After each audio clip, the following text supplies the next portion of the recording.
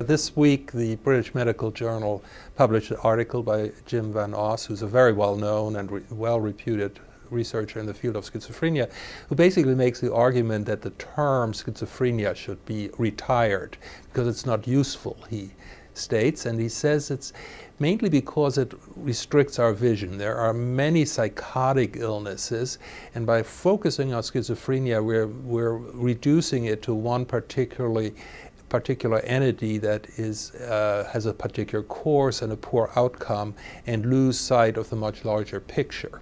In my opinion, this is a point very well taken. Psychiatric diagnoses in general are just descriptive in nature. We really, honestly don't have a clue what is going on, or we have some ideas, but we don't understand them fully.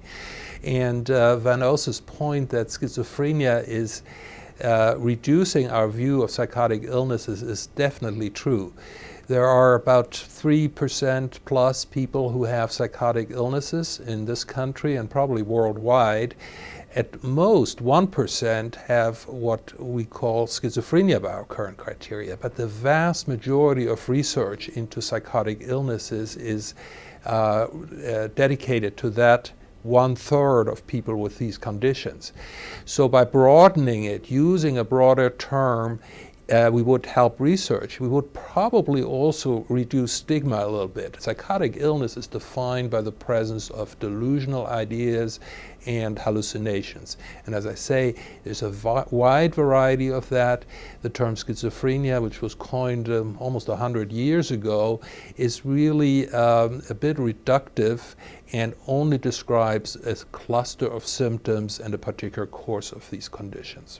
Even our treatments now are very much the same, at least in the realm of psychopharmacology, between what we now call schizophrenia and, for example, bipolar disorder. There's more and more an impression that we're talking with about pathology in certain neurocircuitry and circuits of nerve connections in the brain that really underlies these conditions. And by going with very old descriptive models, we're probably doing injustice to the complex pathology of these illnesses, and worse, as I mentioned before too, we're contributing to a stigma that is tied to the basically hopeless prognosis of conditions like schizophrenia.